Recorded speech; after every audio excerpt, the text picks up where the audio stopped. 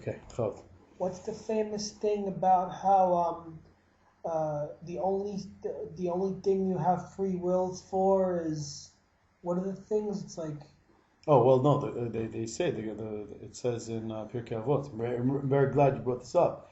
It says, Hakol b'dei shemayim chutz mi'yirat shemayim. what does that mean again? Everything is the hands of heavens, and that's a very, very puzzling line. Okay. And this might seem actually like a contradiction to everything we've read. I'm very glad you raised that. That's a very good question. Right. Hakol b'dei shemayim chutz mi'yirat shemayim. Okay. Shalom Aleichem, welcome. Birth and drink? Right, so Hakol b'dei shemayim chutz mi'yirat shemayim means like this. Right, you guys hear? He says that we asked Baruch Klein, Shlita, we asked Baruch Klein once that what is it? How do you mashal that? He says, listen to this. I'm gonna throw one liner out and then we'll have to explain. He says, yes, it's in your hands to realize that it's not in your hands. That's not what the Misnagdim say. I don't know what the Misnagdim say. Okay, The Misnagdim are like, no, you have free will. That's it. If you sin, it's your fault. Live with it. You're going to hell. 5 days, slammer. That's it. We're not really involving. I mean, Chas v'Shalom, you should know, Chas v'Shalom, to come here to say such a thing in a basic knesset, in a Makom Kedusha, to say that Hashem doesn't have control over certain areas. You know what it is to say such a thing? So what does the statement mean? It's the same thing. It's in your, no, it is in your hands. There's something. What's in your hands? It's in your hands to beg for it, because Hashem has given this. Meaning the amount of Yirat Shamayim you get is based on that attitude that you have at how bad you need that. Now let's say we lined up. Let's say in this room we lined up Rabbi Nosson of Nimirov, right, or Rabbi Nachman's Talmud of Rabbi Nosson of Breslov, and on the left and on the other side we put, I don't know. Should we take you? Okay, we take Rona guy. So now to that degree or whatever, whoever we take a regular Yid. Okay. How bad does Reb Nosson want that? Is he craving for that Yirat Shamayim? And how bad is the guy next to him craving for Yirat Shamayim? What would Reb Nosson? Let's say if you gave Reb Nosson, you gave him the newest cell phone out there. How long do you think he'd spend his time on that cell phone? I don't know. Not that much. I don't think that much. Unless it's maybe for something Kedusha or something. Okay. Right?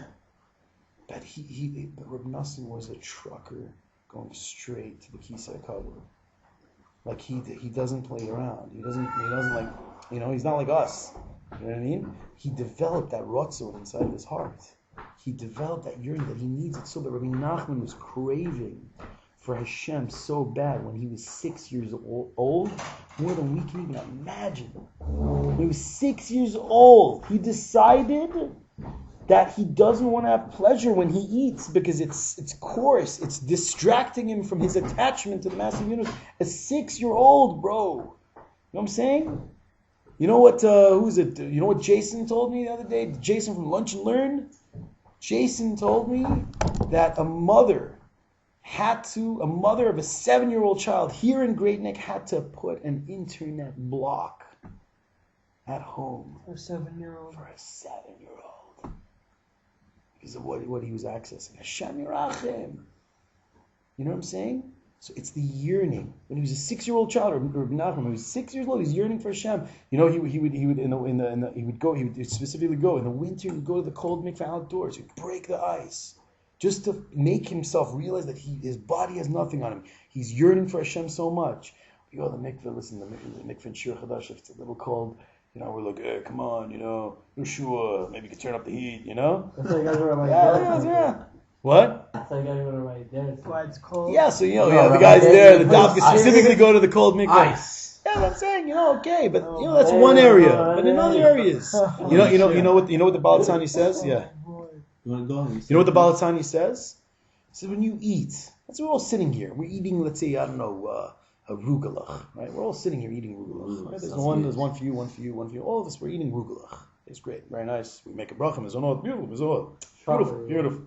There's chocolate going on in our mouth. There's like a little flour. It's cool. It's happening, right? It's like our taste buds are like having a whole for bragging. Right? Great.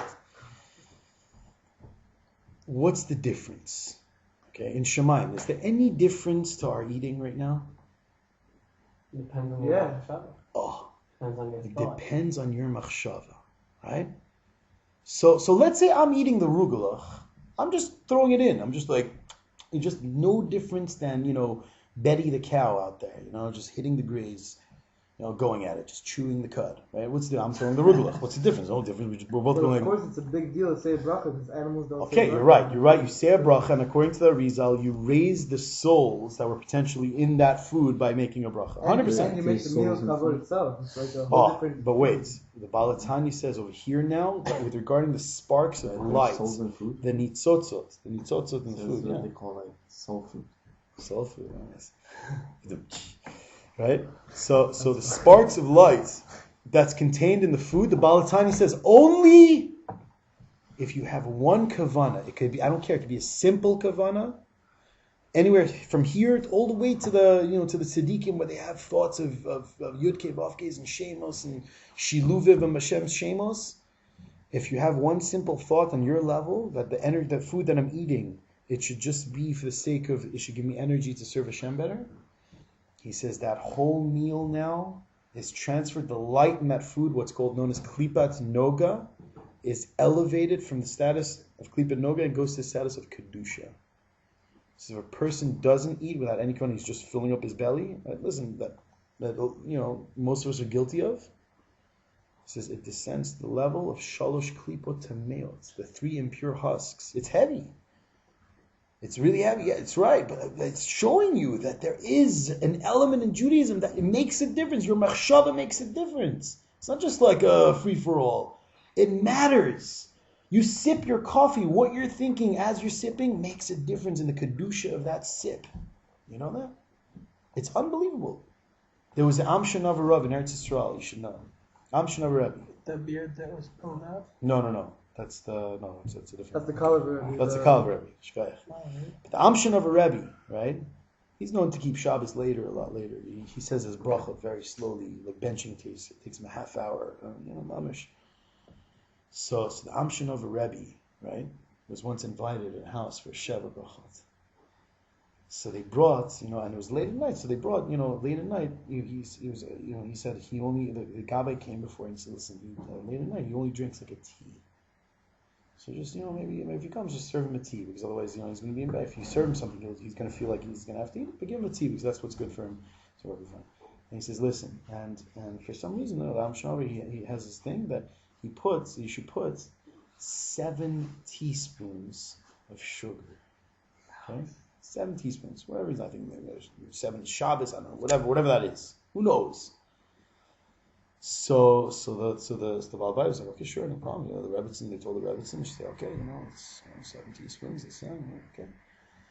So Amshanav Rebbe comes, they get the tea ready, he comes to the table, he sits down, he's like focused, they put the tea in front of him. And he drinks, and he drinks the tea, right? They go on with the ceremony, they sing the gunim, this, that, he says Torah, whatever.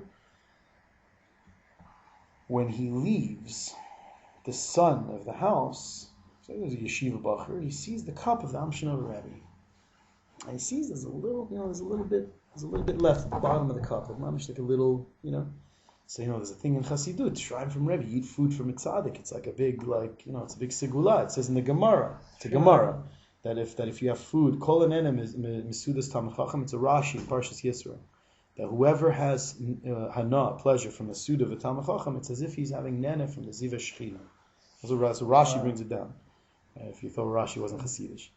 So what happened was that the son takes he takes the cup of the Amshanav. He says, let me take a sip. So he takes a sip. And his mom's like, oh my gosh. Ugh. What? He's like, what is this? He's like, what are you talking about? It's like, it's strong sugar. He's like, it's not sugar. It doesn't taste anything like sugar. He's like, what are you talking about? They taste it again. So lo and behold, it's salt. She's like, Hashem Yerachem, instead of the sugar, I put 7 teaspoons of salt. But the Amshanav Rebbe still drank his tea. Because he didn't want to offend him. No. For whatever reason. Oh, what do you say? You didn't So, take- we're going to stop for he didn't want to insights. embarrass him. No, 100%. I see, he's on running he sides. reached Yeah. such a high madrega. He reached such a high madrega that he stopped tasting food altogether. Oh, that's a good one too. That's Because they had that by the Balatani. Very nice. Very nice. I hear. Yeah, These are the the two Balatani. schools of thought. These are exactly what me and my friend was going through our heads What is when we heard the story.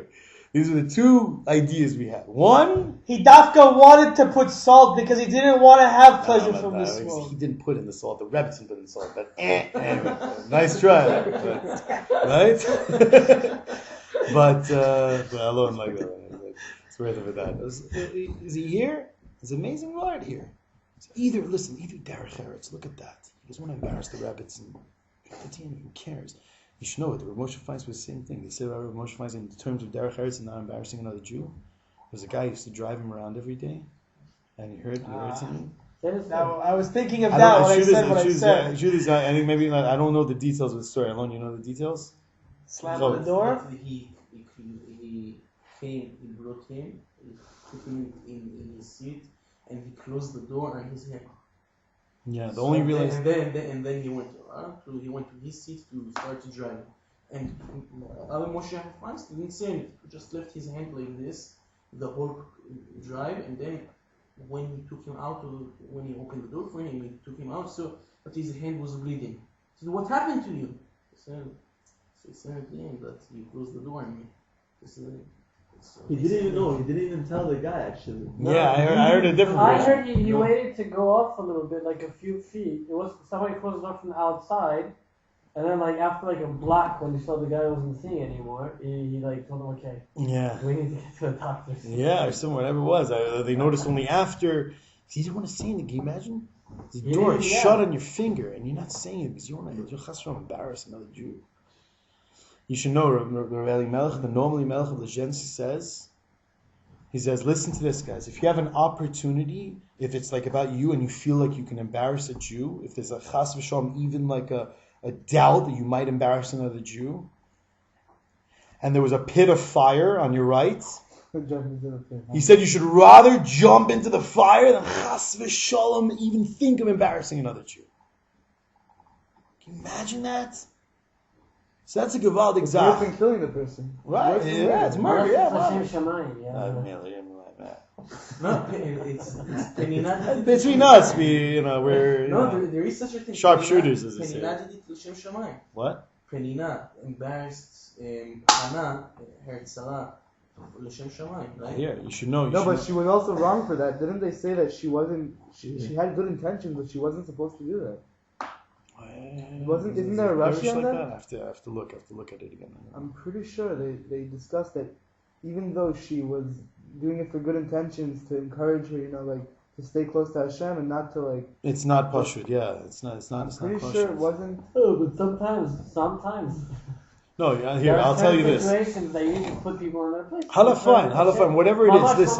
Listen. The majority of the time, you see some people making fun of people. I don't think they're like have Rabbi Kaduri's kavanas. You know what I mean? With all due respect, there's a lot of there's ego involved.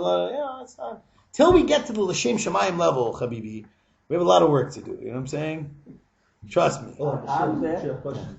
How is it possible if a person does